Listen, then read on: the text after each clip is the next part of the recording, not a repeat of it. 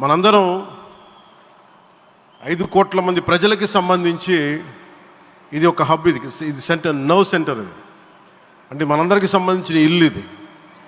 మనందరం ఎవరిని అడుగుతున్నామంటే, ఒక ప్రధానమంత్రి గారు పూర్వం సన్యాసాశ్రమంలో ఉన్నప్పుడు ఆయనకి అనికేత్ అనే పేరు పెట్టారు. అనికేత్ అంటే అర్థం పరమశివుడు, ఇల్లు లేనివాడని.